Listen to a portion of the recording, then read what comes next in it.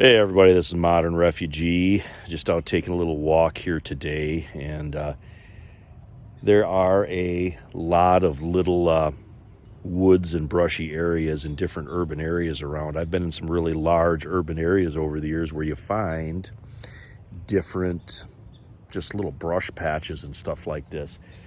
Over there is wild roses, there's raspberries back in here. Right underneath me here, there's broadleaf planting, and there's mulberry trees. There's just wild grapes back behind over my shoulder right there that are growing.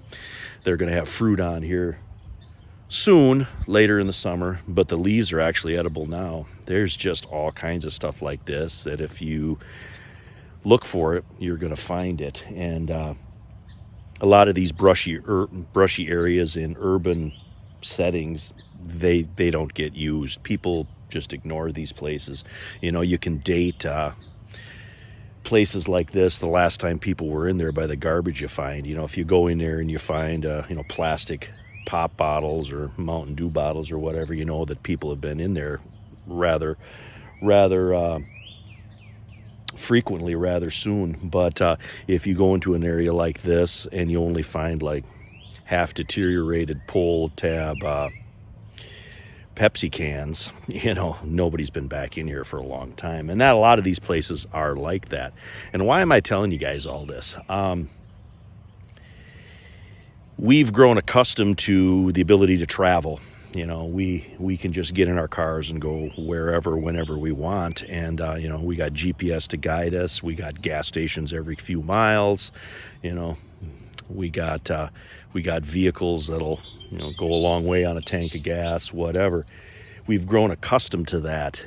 If one of those systems breaks down, can't get fuel, can't get parts, the ability to navigate is deteriorated back down to, compasses and landmarks, you're going to have a smaller world. And I've always stressed that in all my videos. A smaller world is what SHTF is going to look like, because it's going to go back down to what you can travel, in basically a day's walk. At least that's how I look at it. And there were old timers that lived like that. The one that I got told a lot, there's probably a half a dozen old timers that I always heard the stories when I was a kid growing up, was Bicycle John.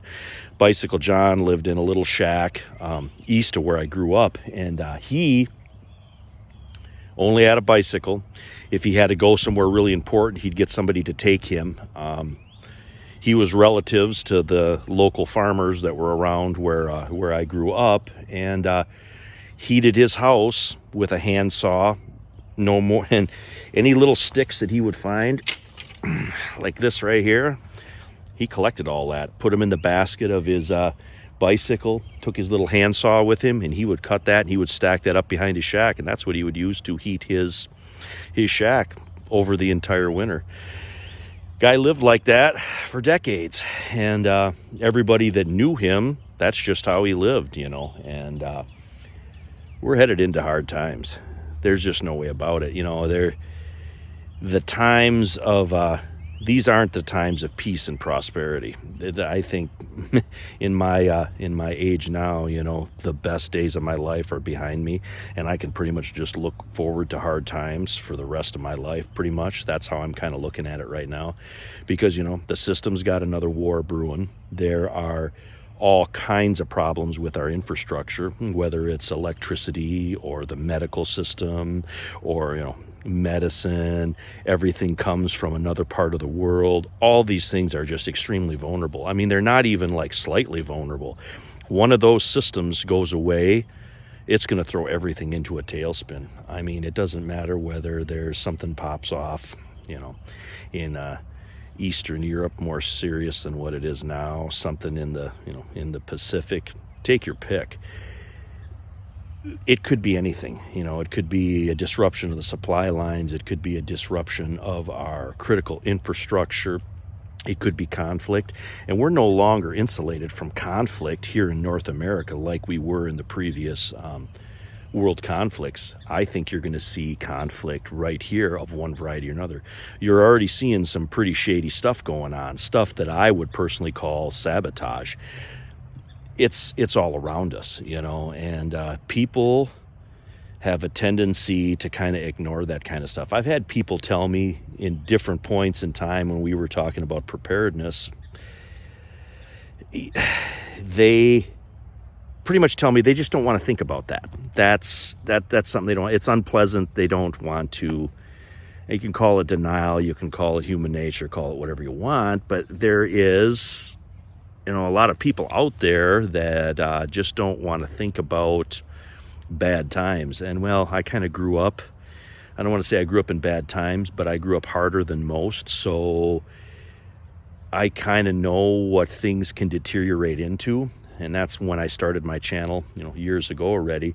I wanted to do the nuts and bolts of preparedness, but I'm still running into that mindset here years later. Although people are more receptive to the message, I believe, now than what they were, there are people that just don't want to discuss this kind of stuff. And I am afraid that if something major does happen here in the U.S., especially, there is going to be a really great loss of life because of that.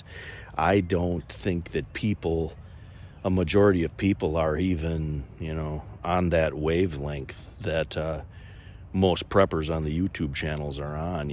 We have been preaching this kind of message for years already. A lot of channels have, and there's different ways that people go about it, but the message is still the same. You have to have resiliency and redundancy in pretty much every aspect of your life to weather whatever storms are coming. And like I said, it can be a disruption of the supply lines. It can be conflict. It can be disruption of just the average critical infrastructures that we've grown accustomed to. There's more problems out there than there's solutions.